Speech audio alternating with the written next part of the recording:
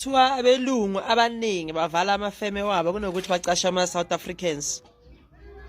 The motive behind abangeke umuntu avela avala ibhizinisi lakhe ngenxa yokuthi akafuna uqasha umu-South African.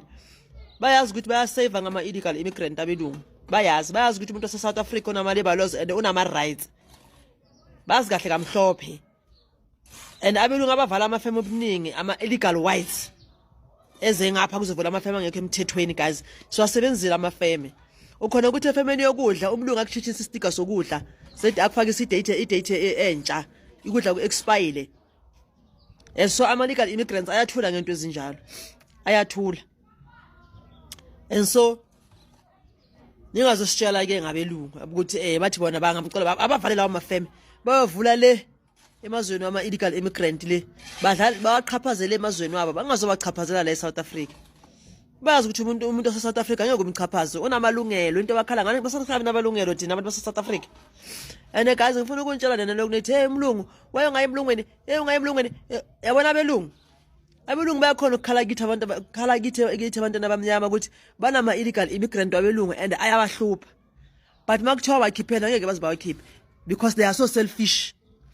Even nama-India azakutshela ukuthi nama legal immigrant abantu ukuthi ba illegal ubazi mawuphila nabo uhlala nabo uzobazi kanjani abantu aba-illegal ungaphili nabo uhlala nabo ngoba ilakho ibaze emafeme wabo ayabazi emafemeni sikhona ukuya ngoba siyazi ukuthi ifemeli yomlungu nale feme yomlungu emizini yabo. And ngifuna ukuntshela ukuthi ugovernment ANC guys igovernment ANC manje ngathinta umlungu eSouth Africa kungafa abantu abaningi angeke kuspende 600 billion kungafa abantu. They can spend trillions protect umlungu. Nginitshela ukuprotecta umlungu bangathi yabheka la government yase-South Africa they put white first, they put Indian first. Kuhluphe komuntu omnyama nekhalathi eSouth Africa. And so ningazositshela ngabantu esingaphili nabo ukuthi hayi ngaye balungweni umuntu wazi mawuphila naye ukuthi uhlalaphi uphila kanjani uyenzani.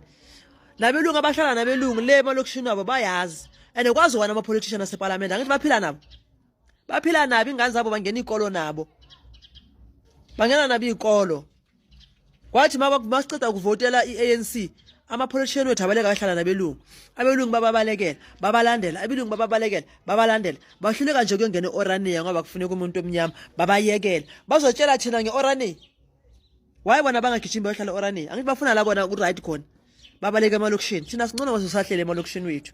And so ningazositshela ukuthi siye balungwini guys angiphili nomlungu okokuqala and abanifuna ukubona ukuthi igovernment yethu lento beyenza nge-30 June incane banifuna ukubona ukuthi igovernment yethu izabe ngaprotect ibhizinisi ke lapho yabona nje ukuthi nge-30 June kanti bangaprotect foreigner abaprotect umuntu labantu ngifuna ukuntshela they don't protect foreigner, they don't protect South African, they protect their assets and money.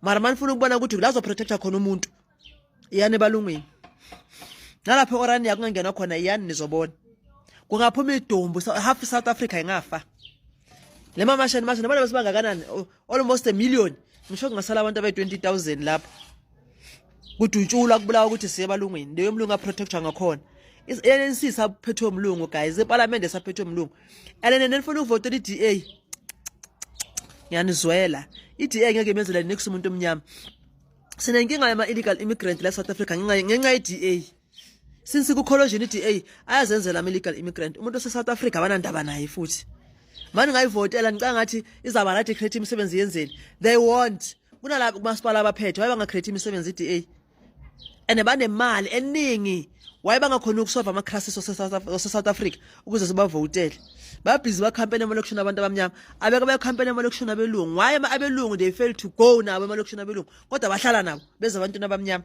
ningeni babuze lokho nina ngoba nihamba nabo abelungu labo wani ngababuzi nifuna babuzo yithi nina nihamba nabelungu lokho nithi uGronewald fanele baphathe uGronewald akuna uGronewald ozophatha eSouth Africa la akuna DA ezophatha eSouth Africa nizokhala yabona lento yaseLibya le yenzakala eLibya ukuthi abantu baslave trade izoyenziwa ngapha belungu.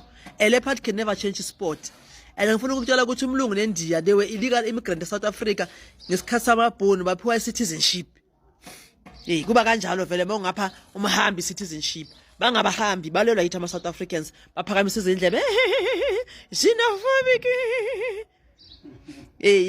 bayenza njalo. So yiwo ama-legal immigrant ka aphiwa ama-citizenship so asizozwa ngomlungu mangabe kufuneka ukuthi kuye emlungwini ke akusakhethi bala mangabe sokufuneka ukuthi umuntu omnyama makaqeda nge-medical immigrant asele kuma politicians siqale ngawo siphinde sebalungwini sibakhiphe bonke nabase South Africa namandiya kuphele emlungu eSouth Africa kuphele ndiye eSouth Africa njengamazwe la eAfrica kwaqoshwa umlungu waqoshwa China kwaqoshwa ndiya masibeni kanjalo ngoba abelungu abasena value kaze South Africa asekho into abasinceda ngayo namandiya abasena value abasena nix akusena economy abayilethayo eSouth Africa asikhumele iqiniso guys labantu sesihluphekiswa yibo kahle kahle abelungu sebasibona slave zabo makazoyenza illegal immigrant slave masihamba ucibeka ukuthi wenza mina slave umuntu South Africa it can be makufanele ukuthi emlungweni mabafoko ofisa bonke babuyelele eHolland la babuya khona mababuyele eHolland namandiya abuyele labo yakhona ngazi ukuthi abuye eIndia or abuya salikhala thina South Africa la eSouth Africa ngifuna ukuntshela ukuthi yani mani ngaya nizobona guys sisiboneni ke nginipheni 2 days siyeni eSandton or siyeni kokubi la bahlala khona nje you will see kuzophuma idumbu ezingakanani